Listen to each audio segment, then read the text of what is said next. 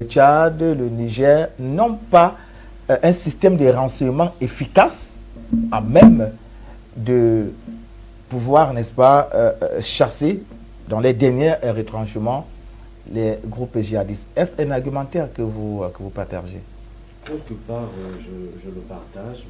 J'aimerais d'abord qu'on soit clair sur un détail. J'ai dit en entrée de ce sujet ce matin, on ne peut pas fonctionner sans économie, sans argent. On se comprend? Donc, les 5 pays devraient en principe cotiser pour leur sécurité. Mais dans leur consortium, ils se rendent plutôt compte qu'ils ont besoin d'une aide extérieure. Voilà pourquoi ils font appel à la France. Et c'est ça le problème. C'est-à-dire, l'Africain pense toujours qu'on peut retrouver l'aide à l'extérieur. Vous voyez un peu? Alors, pour répondre à votre question, l'Afrique peut en lui-même s'auto-gérer financièrement, militairement, mais ce n'est pas pour le moment. Soyons quand même... Et pourquoi? Et pourquoi? Parce qu'il y a un problème financier. On n'a pas d'argent.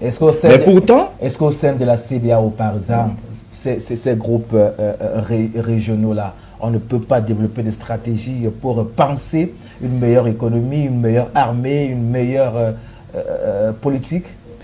Oui. À quoi ça veut décidément Moto, j'aimerais bien vous dire quelque chose, peut-être ça va vous amuser, mais il faut savoir qu'on ne gagne pas la guerre l'estomac vide. Ça, c'est clair. Lorsque la CEDEAO n'a pas la moyens de sa politique. Oui, lorsque les Africains sont encore pauvres mentalement et acceptent encore la corde que l'Occident met à leur cou, ils ne peuvent pas sortir. Mais réellement, comment vous pourriez dire à un pays comme le Cameroun, qui est riche, l'un des premiers des producteurs mondiaux de cacao, bien entendu, on sait que la Côte d'Ivoire, elle est aussi devant, le cacao, on a le caoutchouc, et on estime que nous sommes pauvres.